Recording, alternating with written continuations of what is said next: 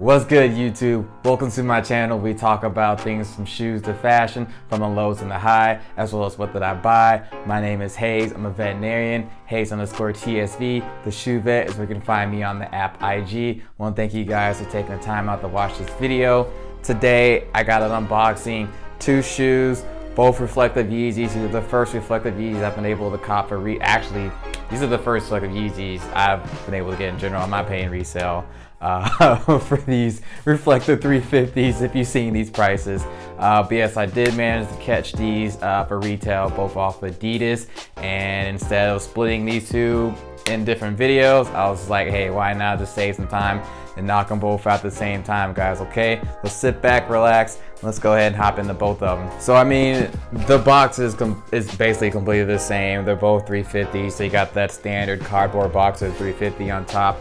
Pretty standard as of now for your 350 V2s from Yeezy. On the side, Yeezy Boost 350. This is the Yecheils.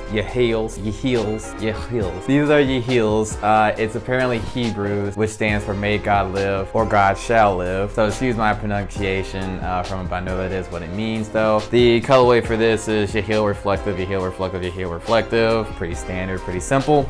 Typical standard pull-out box. You got that brown tissue paper, and then we're just gonna take one out right now. This shoe released here on December 19, 2019 for a total of $220 plus tax. I got mine for retail off of Adidas. So initial impressions of the shoe right out of the box, I mean, it is pretty loud. Most of the colors aren't too bright, but it's just the fact that there's so many different colors kind of going on in one shoe. And I know a lot of people are actually feeling this shoe for that exact reason. I know for the most part, over the past couple months, most of the 350 V2 have been pretty stale, pretty bland, just all over like one or two colors.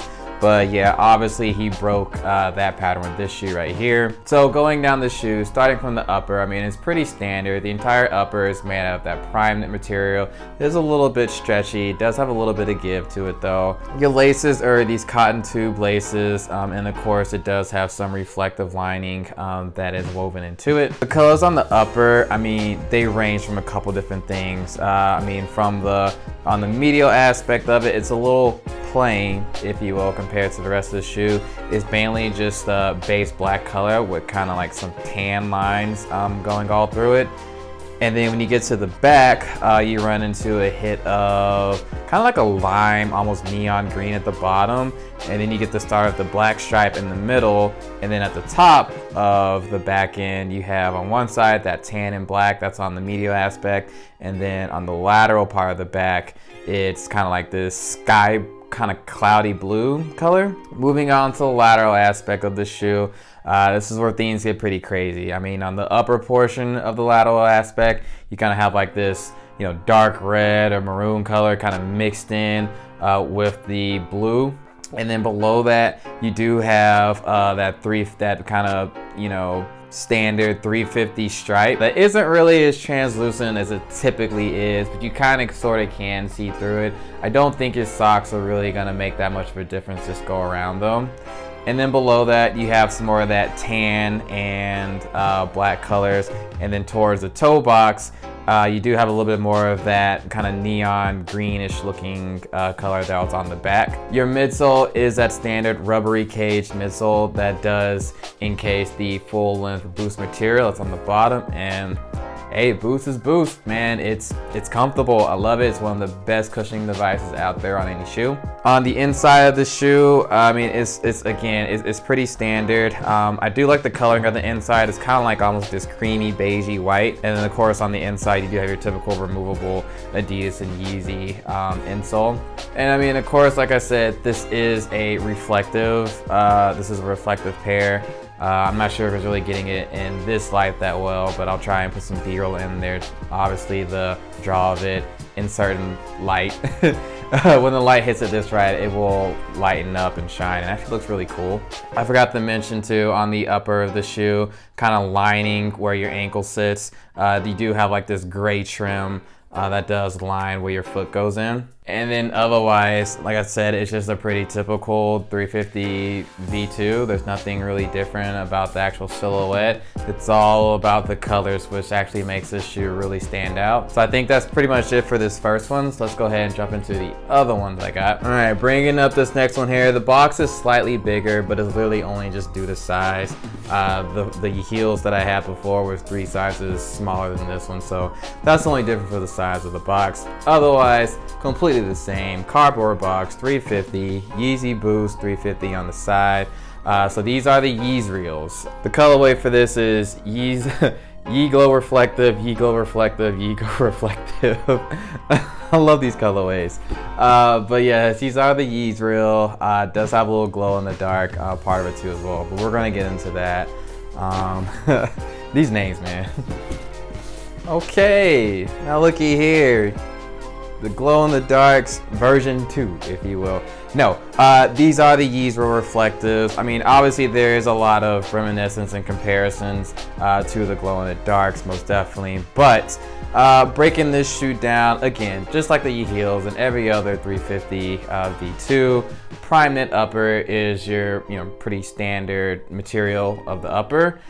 This one comes in primarily, it's mostly that green color, but there's different kind of hues of the green. Trying to explain the best I can. So the laces kind of have like this almost minty green kind of shade to it. It's definitely not the same type of green as the rest of the shoe. The upper is basically just a mix of between black and kind of a more neon-y type green. You do have that traditional 350 V2 stripe that runs down the lateral aspect. This one, it's not really that see-through as well. I think it may be just a little bit more than the Yecheils, but I don't really think this one's gonna really make too much of a difference. Sticking my hand through it, I mean, I can barely see anything from it, so I don't really think this is gonna be the best shoe to kind of play around your socks with. But hey, you may be able to get a pair loud enough that will kind of show through it. I'm not sure. On the back of the heel, you do have a pretty standard heel pull tab that's kind of in the lime green color. It does have some orange dots running through it. You do have that typical prime knit stitching that runs through the middle of the upper as well as down the back. Your midsole is kind of more reminiscent of the 350 glow in the darks.